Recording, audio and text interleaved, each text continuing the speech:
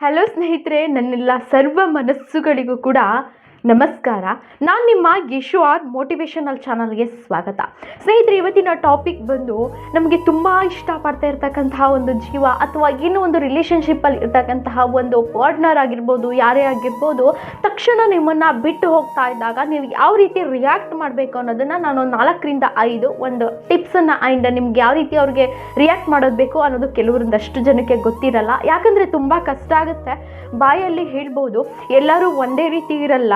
So ನಾವೊಂದು ವ್ಯಕ್ತಿನ ಅಥವಾ ಒಂದು ಸಂಬಂಧನ ಗಟ್ಟಿಯಾಗಿ ನಾವು ಪುಷಪ್ ಮಾಡಿ ಇಟ್ಕೊಂಡಿರ್ತೀವಿ ಅಂದಾಗ ಆ ವ್ಯಕ್ತಿ ಅಪೋಸಿಟ್ ವ್ಯಕ್ತಿ ನಮ್ಮಲ್ಲಿ ಬಂದು ಈ ರಿಲೇಷನ್ಶಿಪ್ ಬೇಡ, ನಮಗೆ ಇಲ್ಲಿಗೆ ಸ್ಟಾಪ್ ಮಾಡಿಬಿಡೋಣ ಅಂತ ಹೇಳಿ ನಿಮ್ಮ ಆ ಡಿಸ್ಕನೆಕ್ಟ್ ಮಾಡೋದಕ್ಕೋಸ್ಕರ ಆ ಒಂದು ಸಂಬಂಧ ಬಂದಾಗ ನೀವು ಯಾವ ರೀತಿ ರಿಯಾಕ್ಟ್ ಮಾಡಬೇಕು ಅನ್ನೋದನ್ನು ಇವತ್ತಿನ ವಿಡಿಯೋದಲ್ಲಿ ತಿಳಿಸ್ಕೊಡ್ತಾ ಹೋಗ್ತೀನಿ.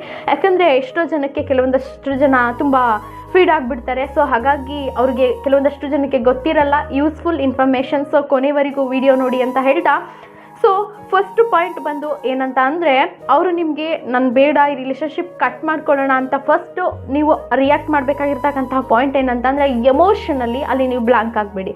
ಯಾಕಂದರೆ ತುಂಬ ಕಷ್ಟ ಆಗುತ್ತೆ, ನನಗೂ ಗೊತ್ತಿದೆ.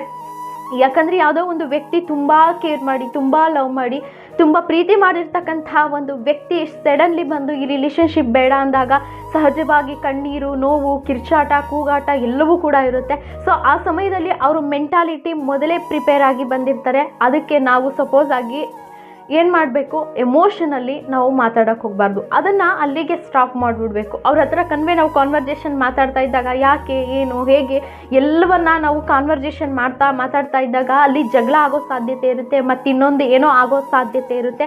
ಹಾಗಾಗಿ ನಾವು ಯಾವುದೇ ರೀತಿ ಎಮೋಷನಲ್ಲಿ ಅವ್ರಿಗೆ ನಾವು ಯಾವುದೇ ರೀತಿ ನಾವು ತುಂಬ ಕೇರ್ ಮಾಡ್ತಿದ್ದಿದ್ದು, ಲವ್ ಮಾಡ್ತಿದ್ದು ಏನೇ ಹೇಳಿದ್ರು ಕೂಡ ಆ ಸಮಯದಲ್ಲಿ ಅವರಿಗೆ ಅರ್ಥ ಆಗಲ್ಲ. ಮೊದಲೇ ಮೆಂಟಾಲಿಟಿ ಪ್ರಿಪೇರ್ ಆಗಿ ಅವರು ಬಂದಿರ್ತಾರೆ. ಸೊ ಅದನ್ನು ನಾವು ಆಕ್ಸೆಪ್ಟ್ ಮಾಡ್ಕೊಳ್ಬೇಕಾಗುತ್ತೆ. ಫಸ್ಟು ನೀವು ಎಮೋಷನಲ್ಲಿ ಬ್ಲ್ಯಾಂಕ್ ಆಗೋದನ್ನು ನಿಲ್ಲಿಸಬೇಕಾಗುತ್ತೆ. ಸೊ ಹಾಗಾದರೆ ನೆಕ್ಸ್ಟ್ ಪಾಯಿಂಟ್ ನೋಡೋಣ.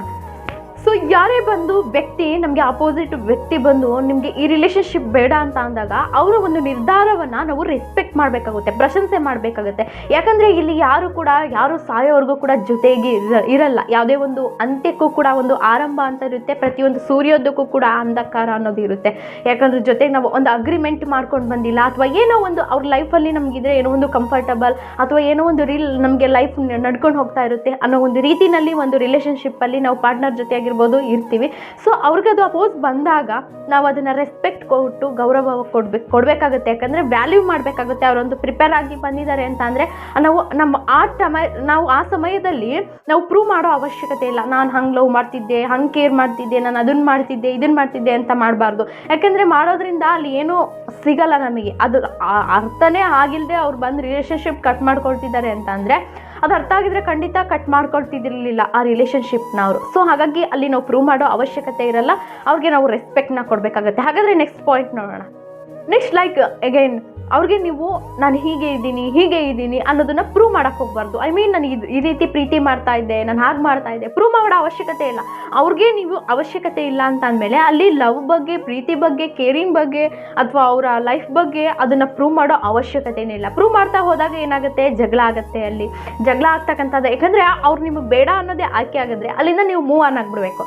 Just move. ಅದು ನೋವಾಗಲಿ, ಕಣ್ಣೀರಾಗಲಿ, ದುಃಖ ಆಗಲಿ, ಕಷ್ಟ ಆಗಲಿ ಅಲ್ಲಿಂದ. ಯಾಕಂದರೆ ಋಣ ಎಲ್ಲಿಂದ ಇಲ್ತೋ ಅಲ್ಲಿವರೆಗೆ ಇತ್ತು. ಋಣ ಮುಗೀತು ಅಂದಮೇಲೆ ತಂದೆ ತಾಯಿನೇ ಒಂದಲ್ಲ ಒಂದು ದಿನ ಬಿಟ್ಟು ಹೋಗ್ತಾರೆ ನಮ್ಮನ್ನು, ಅಥವಾ ಒಂದು ರಿಲೇಷನ್ಶಿಪ್ಪು ಗಂಡ ಹೆಂಡತಿ ಯಾರೇ ಆಗಿರ್ಬೋದು ರೀ, ಎಲ್ಲರೂ ಕೂಡ ಒಂದು ದಿನ ಬಿಟ್ಟು ಹೋಗ್ತಾರೆ ಅಂತ ಅಂದರೆ ಅವರ ಋಣ ಅಲ್ಲ ಅಸ್ತಿತ್ತು, ನಾವೇ ಶಾಶ್ವತ ಇಲ್ಲ, ಅಷ್ಟಕ್ಕೆ ಅಲ್ಲಿ ಋಣ ಮುಗೀತು ಅಂತ ಹೇಳಿ ನಾವು ಅಲ್ಲಿ ಒಂದು ಮೆಚುರೇಟಾಗಿ ಒಂದು ಥಾಟ್ನ ಥಿಂಕ್ ಮಾಡಬೇಕು. ಅಲ್ಲಿ ನೀನು ಪ್ರೂವ್ ಮಾಡೋಕ್ಕೆ ಹೋದಾಗ ಜಗಳ, ಕೋಪ, ಏನೇನೋ ಒಂದು ಹುಚ್ಚಾಟ, ಏನೇನೋ ಒಂದು ಜೀವನ ಕಳ್ಕೊಳ್ತಕ್ಕಂತಹ ಸಿಚುವೇಶನ್ ಕೂಡ ಬರ್ತಕ್ಕಂತಹದ್ದನ್ನು ನಾವು ನೋಡ್ತಾ ಇರ್ತೀವಿ ಸುತ್ತಮುತ್ತ. ಹಾಗಾಗಿ ಅಲ್ಲಿ ಪ್ರೂವ್ ಮಾಡೋ ನೆಸೆಸಿಟಿ ಇರಲ್ಲ. ನೀವು ಜಸ್ಟ್ ಮೂವ್ ಆನ್ ಆಗಬೇಕಲ್ಲಿ.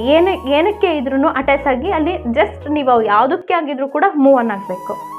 ಹಾಗಾದರೆ ನೆಕ್ಸ್ಟ್ ಪಾಯಿಂಟ್ ಏನಂತ ಅಂದರೆ ಫೋಕಸ್ನ ಅವ್ರ ಕಡೆ ಹೋಗ್ತಕ್ಕಂಥದ್ದು. ಏನೋ ಒಂದು ಹಳೆ ನೆನಪುಗಳು, ಆಣೆ, ಪ್ರಮಾಣ ಇವನ್ನೆಲ್ಲ ಮಾಡ್ತಾ ಹೋದಾಗ ಏನಾಗುತ್ತೆ, ನೀವು ಒಂದು ಅಗೈನ್ ಒಂದು ಡಿಪ್ರೆಷನ್ಗೆ ಹೋಗ್ತಕ್ಕಂಥ ಸಾಧ್ಯತೆ ಇರುತ್ತೆ. ಏನೋ ಒಂಥರ, ಯಾಕಂದರೆ ನಿಮ್ಮನ್ನು ನೀವು ಪ್ರೀತಿ, ಸೆಲ್ಫ್ ರೆಸ್ಪೆಕ್ಟ್, ನಿಮಗೆ ವ್ಯಾಲ್ಯೂ ಮಾಡಿ. ಯಾಕಂದರೆ ಜೀವನ ತುಂಬ ಚಿಕ್ಕದು ಕಣ್ರಿ. ಮನುಷ್ಯ ಜನ್ಮ ಒಂಥರ ಅದ್ಭುತವಾದಂತಹದ್ದು. ಯಾಕಂದರೆ ಹೋದದ್ದು ಹೋಗೇ ಬಿಡಲಿ, ಅದು ಋಣ ಇದ್ದರೆ ಖಂಡಿತವಾಗಿಯೂ ಕೂಡ ನಾನು ಬರುತ್ತೆ. ಹಿಂದಿನ ಒಂದು ವಿಡಿಯೋದಲ್ಲಿ ಹೇಳಿದ್ದೀನಿ, ಆಸೆ ಇದ್ದಷ್ಟೇ ಅಲ್ಲ ಋಣ, ನಮ್ಗೆ ಋಣನೂ ಕೂಡ ಇರಲೇಬೇಕು ಅದನ್ನು ಅನುಭವಿಸ್ಲಿಕ್ಕೆ ಅಂತ. ಸೊ ಒಳ್ಳೊಳ್ಳೆ ಬುಕ್ಸ್ಗಳನ್ನ ಓದ್ತಕ್ಕಂಥದ್ದು, ಪ್ರಪಂಚ ತುಂಬ ದೊಡ್ಡ ವಿಶಾಲವಾಗಿದೆ, ಮೆಡಿಟೇಷನ್ ಮಾಡಿ. ಸೊ ಯಾವುದೇ ಒಂದು ವಿಚಾರನೂ ಯಾರೂ ಕೂಡ ಕೊನೆವರೆಗೆ ನಮ್ಮ ಜೊತೆ ಇರಲ್ಲ ಕಣ್ರಿ. ಅದು ತುಂಬ ಕಷ್ಟ ಆಗುತ್ತೆ. ಯಾಕಂದರೆ ನಮ್ಮನ್ನು ತುಂಬ ಪ್ರೀತಿ ಮಾಡಿರ್ತಕ್ಕಂಥ ಒಂದು ಜೀವ ಬಿಟ್ಟು ಹೋಗ್ತಿದೆ ಅಂದರೆ ಅಲ್ಲಿ ನಮಗೆ ಜೀವನನೇ ಒಂಥರ ಹೆಂಡೋ ಅಂತ ಫೀಲ್ ಆಗುತ್ತೆ. ಬಟ್ ಆದರೂ ಏನೂ ಮಾಡಲಿಕ್ಕಾಗಲ್ಲ. ನಾವು ಮನಸ್ಸು ಮಾಡಬೇಕು, ಬೇರೆ ಬೇರೆ ಕಡೆ ಫೋಕಸ್ ಮಾಡಬೇಕು. ನಮ್ಮನ್ನು ಯಾರು ನಂಬ್ಕೊಂಡಿದ್ದಾರೆ ಅದ್ರ ಕಡೆ ನಾವು ಫೋಕಸ್ನ ಮಾಡಬೇಕು. ಸೊ ಒಳ್ಳೊಳ್ಳೆ ಬುಕ್ಸ್ಗಳನ್ನ ಓದ್ತಕ್ಕಂಥದ್ದು, ನಮ್ಮ ಗುರಿ ಏನಿದೆ, ನನ್ನ ಲೈಫ್ ಏನಿದೆ. ಯಾಕಂದರೆ ಯುವರ್ ಲೈಫ್ ಹೀರೋ. ನಿಮ್ಮ ಲೈಫ್ಗೆ ನೀವು ಹೀರೋ ಆಗಿದ್ದೀರಾ. ಆತ್ಮ, ಒಂದು ಸೋಲ್, ಸೋಲ್ ಕನೆಕ್ಟ್ ಆಗಿ ಭಗವಂತ ನಿಮಗೆ ಕಳಿಸಿದ್ದಾನೆ. ಎಲ್ಲದಕ್ಕೂ ಪ್ರಿಪೇರ್ ಆಗಿ ಭಗವಂತ ನಿಮಗೆಲ್ಲವನ್ನ ಕಳಿಸಿ, ಎಲ್ಲದಕ್ಕೂ ಒಪ್ಪಿಗೆ ಇದ್ದೇ ಈ ಪ್ರಪಂಚಕ್ಕೆ ನೀವು ಬಂದಿದ್ದೀರಾ. ಸೊ ಎಲ್ಲವನ್ನ ಅಕ್ಸೆಪ್ಟ್ ಮಾಡಿ ನೀವು ಖಂಡಿತವಾಗಿ ಕೂಡ ಅದರಿಂದ ಮೂವ್ ಆನ್ ಆಗಬೇಕು. ಫೋಕಸ್ ಮಾಡಿ ಬೇರೆ ಕಡೆ. ಅವರ ಒಂದು ಹಳೆ ನೆನಪುಗಳು, ಆಣೆ ಪ್ರಮಾಣಗಳು, ಆ ಕಡೆ ಫೋಕಸ್ ಮಾಡೋದ್ರ ಬದಲು ನಿನ್ನ ಜೀವನದ ಗುರಿ ಏನಿದೆ, ಸೊ ನಿನ್ನ ಫ್ಯಾಮಿಲಿ ಏನಿದೆ, ನಿನ್ನ ಫ್ಯಾಮಿಲಿಗೆ ನೀನೇನು ಕೊಡಬೇಕು, ನಿನ್ನ ಫ್ಯಾಮಿಲಿ ನಿನಗೇನು ಕೊಡಬೇಕು, ಇದ್ರ ಕಡೆ ನೀವು ಫೋಕಸ್ ಮಾಡ್ತಾ ಹೋದಾಗ ಖಂಡಿತವಾಗೂ ಕೂಡ ಇದರಿಂದ ಖಂಡಿತವಾಗಿಯೂ ಕೂಡ ಹೊರಗೆ ಬರಬಹುದು. ಹಾಗಾದರೆ ನೆಕ್ಸ್ಟ್ ಪಾಯಿಂಟ್ ಏನಂತಂದರೆ, ಮನಸ್ಸಲ್ಲಿ ಒಂದು ಗಟ್ಟಿಯಾದ ನಿರ್ಧಾರ, ಒಂದು ಗಟ್ಟಿಯಾದ ಒಂದು ನಿರ್ಣಯ ಮಾಡಬೇಕಾಗುತ್ತೆ. ಯಾಕಂದರೆ ನಾವು ಯಾರ ಜೊತೆನೂ ಏನೋ ಅಗ್ರಿಮೆಂಟ್ ಮಾಡ್ಕೊಬಂದಿಲ್ಲ, ಅವ್ರು ಅಗ್ರಿಮೆಂಟ್ ಮಾಡ್ಕೊಬಂದಿಲ್ಲ.